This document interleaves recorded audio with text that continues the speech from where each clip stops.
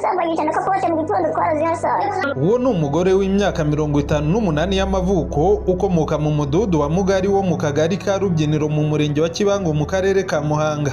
Arembe mu bitaro bya Nyabikenke kuva tariki ya 7 z'uku kwezi kwa 8 muri umwaka wa 2025 kugeza kuri uyu munsi tariki ya 11 z'uku kwezi kwa 8. TV na Radio 1 bitunganye inkuru yarakiri mu bitaro. Avuga ko yagiye kwivuza nyuma yo gukoreshwa imibonano mpuzabitsina ku gato n'abasore 4 bamukurikiye avuye mu kabari yasinze atashye nijoro. Uyu mugore TV na Radio 1 byirinze gutangaza amazina ye.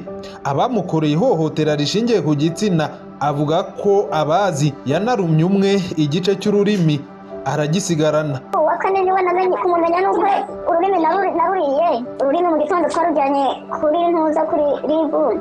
Arasaba ko bakurikiranwa hato batazahohotera n'undi.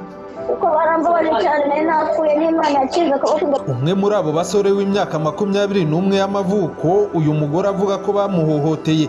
TV na Radio 1 byagiye kumureba bisangari iwabo mu rugo mu kagari ka Jurwe ko mu murenge wa Kibango.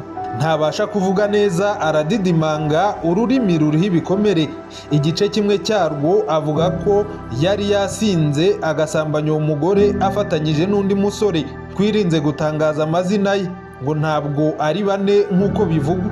Icyakora uyu avuga ko ngo we yari yabyemerewe usibye uwo musore wundi. Uwo mugenzi wanjye wese amusambanya wese amufasha nyine amushyira hasi kuko nyabo yasinze.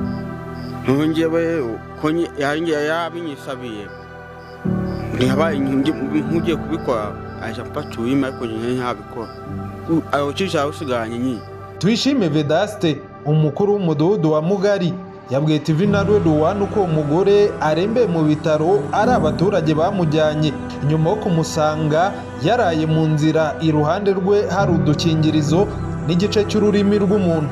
Ari na prudence zigeze muri enye zakoreshejwe hari ndetse n'inyama y'isonga y'ururimi.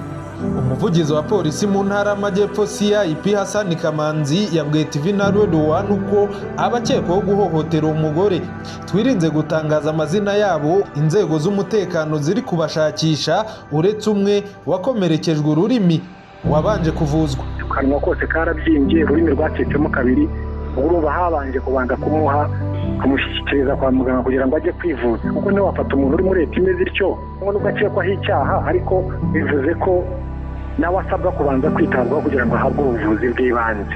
Hasesenguye ibiri mu ngingo y'134 y'itegeko riteganya ibyaha n'ibihano muri rusange itegeka ko abantu barenze umwe bahamijwe gufatanya gukoresha undi mibonano mpuzabitsina ku gato buri umwanishwa igifungo cya burundu.